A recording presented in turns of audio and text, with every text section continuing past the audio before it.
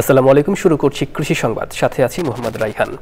এখনকার এই সংবাদ আয়োজন একই সঙ্গে চ্যানেল আইয়ের ইউটিউব চ্যানেল এবং চ্যানেল আইয়ের ওটিটি প্ল্যাটফর্ম আই স্ক্রিনে লাইভ স্ট্রিমিং হচ্ছে। যাচ্ছি পুরো সংবাদে। ফুলের সৌন্দর্যে মুগ্ধ হয়ে ঢাকার মোহাম্মদপুরের জুবাইর মাহমুদ আফরি ছোটবেলা থেকে অনুরক্ত হন গোলাপ ফুলের প্রতি। বিচিত্র গোলাপ ফোটানোর পর এবার তিনি বাড়ির ছাদে ফুলের রং, আকার, উৎপাদন আর সৌন্দর্যের নানান দিক নিয়ে কাজ করছেন। বিস্তারিত জানাচ্ছেন শাইখ সিরাজ। ছোট ছাদের উপরে বাহারি রঙের গোলাপের আয়োজন। ঢাকার মোহাম্মদপুরের জুবাইর মাহমুদ আফরির ফুলের প্রতি এই বিশেষ ঝোঁক ছোটবেলা থেকেই। তবে বিজ্ঞানসম্মত উপায়ে গোলাপ উৎপাদনের অনুশীলনটি করেছেন গত 7-8 বছর ধরে। আমার মা থেকে আমি এই অনুপ্রেরণাটা পাই। 85 থেকে আমার ছাদে আপনার 10-20টা গাছ সবসময় আছে, গোলাপ গাছ। এটা করতে করতে আমি 2020-এ বাংলাদেশের একজন পায়োনিয়ার আছে মির্জা সাহেব, ওনার বাগান থেকে ভীষণভাবে ইন্সপায়ার্ড হই। দেন আমি এই গোলাপটাকে এক্সটেন্সিভ ওয়েতে নিয়ে যাই। এটা একটা কম্প্রিহেন্সিভ রোজ গার্ডেন বলতাম। এক এক টবে এক এক জাতের গোলাপ, মোট 40 জাতের গোলাপ রয়েছে এখানে। সবকটি গাছ রঙিন হয়ে আছে ফুলে ফুলে। এই অনুশীলনের মূল লক্ষ্য প্রতিটি গাছ থেকে মানে এবং সংখ্যায় সর্বোচ্চ গোলাপ প্রাপ্তি। তার ভিতরে যে পটেনশিয়ালিটিটা আছে সেটাকে নিংড়ে নিয়ে আসা, তার সর্বোচ্চটা বের করে নিয়ে আসা। এটার আসল সৌন্দর্য আপনি আজকে পাচ্ছেন না। এটা যদি ঠিক এক সপ্তাহ আগে আপনি দেখতেন, আপনার একদম বলতেন যে এটা বাগানের 1 নম্বর গাছ। এটা প্রিন্সেস ডি মোনাকো। একটা স্টিকের ভিতরে অনেকগুলো, না? অনেকগুলা দেখেন, 1টা 2টো 3টে 4টা 5টা 6টা। ফুল ও গাছ বিষয়ে তার অভিজ্ঞতাকে পৌঁছে দিতে চান দেশের সব ফুল চাষীদের মাঝে। প্যাশনের সাথে নলেজ ইনকর্পোরেট করে আমি আপনার প্রতি বছর নিজের আমার বিগত বছরের পারফরমেন্সটাকে ছাপিয়ে যাওয়ার চেষ্টা করতেছি।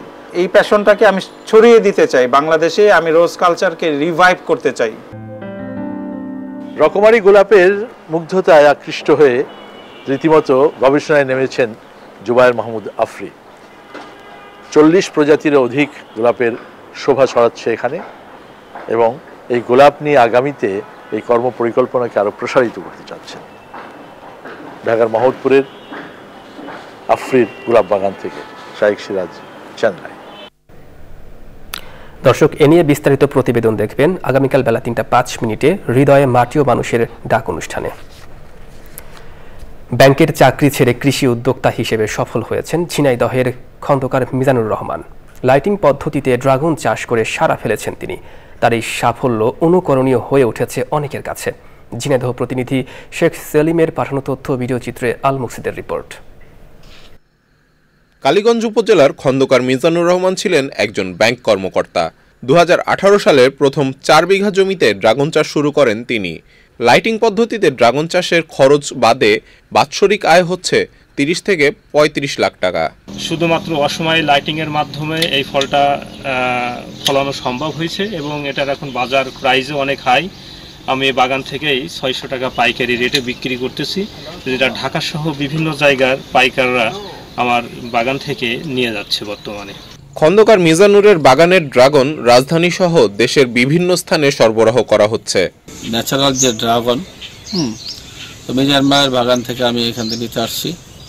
তার আগেও একবার নিলাম এখান থেকে। তো আমার এখান থেকে টোটালি আপনার 1 কেজি মালে আমার 12 টাকার মতো খরচ যায়। সেই খরচটা একসাথে যোগ করে আমরা 10 টাকা কেজিতে লাভ করে। দূর দূরান্ত থেকে অনেকেই আসেন এই বাগান দেখতে। আমরা এইরকম নতুন পদ্ধতিতে ড্রাগন চাষ এর আগে কখনো দেখিনি।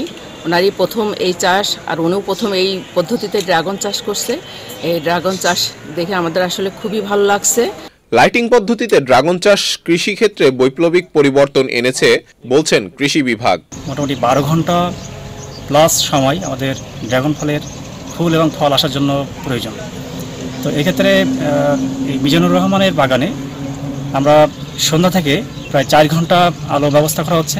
অভাবনীয় সাফল্যের কারণে ড্রাগন চাষের প্রতি কৃষকদের আগ্রহ আরও বাড়বে বলে মনে করেন সংশ্লিষ্টরা। Al Muksid, Channel i. আধুনিক প্রযুক্তির মাধ্যমে কৃষির টেকসই উন্নয়ন এবং লাভজনক কৃষি নিশ্চিতকরণের international conference on agricultural machinery and bioresource engineering শীর্ষক আন্তর্জাতিক সম্মেলন ও কৃষি যন্ত্রপাতি ও প্রযুক্তি মেলা উদ্বোধন করা হয়েছে। Bangladesh society of agricultural machineries and bioresource engineering এবং বাংলাদেশ কৃষি বিশ্ববিদ্যালয়ের কৃষি শক্তি ও যন্ত্র বিভাগের যৌথ আয়োজনে দুদিনের এই আন্তর্জাতিক সেমিনারে বাংলাদেশ কৃষি বিশ্ববিদ্যালয়ের উপাচার্য প্রফেসর ডক্টর AKM ফজলুল হক ভূঁইয়া, বাকৃবির কৃষি শক্তি ও যন্ত্র বিভাগের অধ্যাপক ডক্টর মোহাম্মদ আব্দুল আওয়াল, নীতি নির্ধারক, উদ্যোক্তা ও কৃষকরা সম্মেলনে অংশ নেন। চুয়াডাঙ্গার দামুড়হুদা উপজেলায় কৃষি প্রযুক্তি প্রদর্শন মেলা উদ্বোধন করা হয়েছে।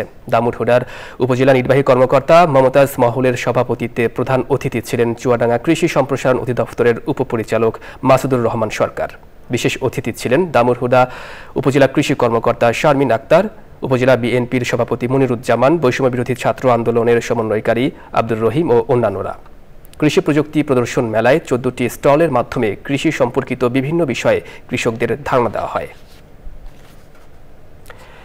খাগড়াছড়ির মাটিরাঙ্গার তবলছড়িতে কৃষকদের উচ্চ ফলনশীল তিল ও মুগ ডাল বীজ বিতরণ করেছে বাংলাদেশ পরমাণু কৃষি গবেষণা ইনস্টিটিউট। বিনার খাগড়াছড়ি উপকেন্দ্রের প্রধান বৈজ্ঞানিক কর্মকর্তা ডক্টর মোহাম্মদ রফিকুল ইসলামের সভাপতিত্বে অনুষ্ঠানে প্রধান অতিথি ছিলেন কৃষি মন্ত্রণালয়ের মনিটরিং ও রিপোর্টিং শাখার উপসচিব মাহমুদা। সে সময় বিনার গবেষণা কার্যক্রম শক্তিশালীকরণ প্রকল্পের অধীনে 70 জন কৃষককে তিল বীজ দেওয়া হয়। দর্শক, এই ছিল কৃষি সংবাদ। সবাইকে ধন্যবাদ।